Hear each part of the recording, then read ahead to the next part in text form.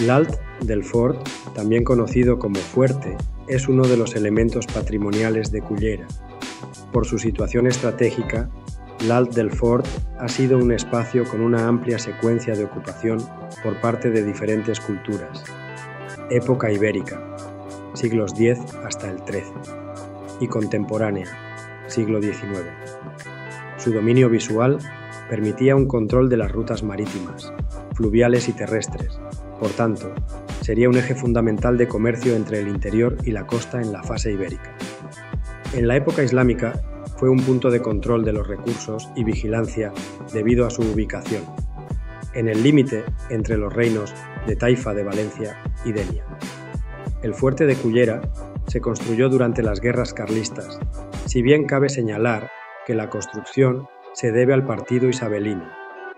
Se erigieron los denominados Forts de la Libertad o Fuertes de la Libertad. La ubicación de los fuertes isabelinos también responde a su situación estratégica y a un marcado componente militar, ya que, junto con la muralla, formaba parte del entramado defensivo de la ciudad de Cullera, del bando isabelino, contra el ejército carlista. La muralla protegía a la ciudad de la entrada por el norte, cerrando el paso con una línea perpendicular desde la montaña hasta el río.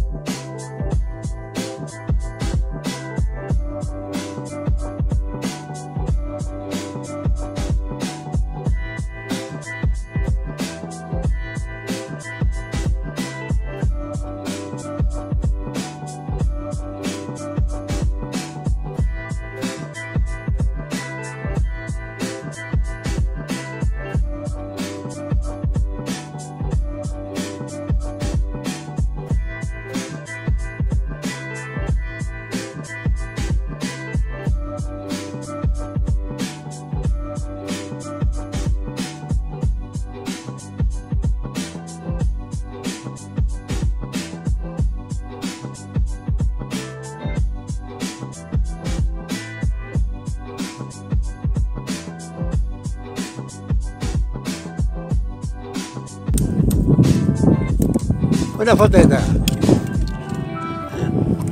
Així no faré un poquet.